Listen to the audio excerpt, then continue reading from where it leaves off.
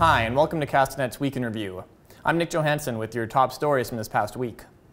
A Kelowna RCMP officer is on desk duty, and his actions are being investigated after Castanet published a video of him punching a suspect multiple times, while two other officers attempted to arrest him last Saturday.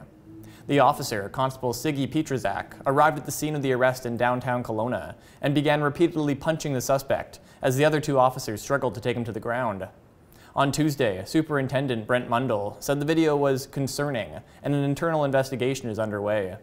On Friday, the RCMP confirmed Constable Petrazak has been reassigned to administrative duties while the investigation is ongoing. The officer's sister, who lives in Ontario, said she recognized her brother as soon as she saw the video. The incident comes as protests against systemic racism and police brutality have spread around the world in the wake of the police killing of George Floyd in Minneapolis. A rally in solidarity with the global movement was held Friday in Kelowna's Stewart Park, where hundreds of people gathered and spoke. I'm tired of walking on a road and people crossing the road, crossing to the other side of the street to avoid me. I'm tired of going on public transit and the only seat left is next to me and people would rather stand instead. How many of my people of color have experienced that? Because I'm telling you, I've experienced that a lot of times. The Afro-Caribbean Student Club at UBC Okanagan put out a statement condemning the event due to what they said was a lack of black voices involved in the organization. One of the black organizers of the event took exception to that assertion, though. Despite the detractors, many hundreds of people attended the event. Active cases of COVID-19 continued to fall in BC this week, dropping to 193 by Friday. On Tuesday, the only active case of the virus in the entire Interior Health region recovered, leaving no active cases in the area. Provincial Health Officer Dr. Bonnie Henry released more data on Thursday, showing 97 cases of the virus have been identified in the Okanagan since the pandemic began.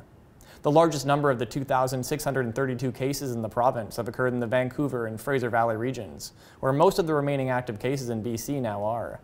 Despite the dropping numbers, Dr. Henry is urging British Columbians to maintain physical distancing, regularly wash their hands, and stay home when feeling ill.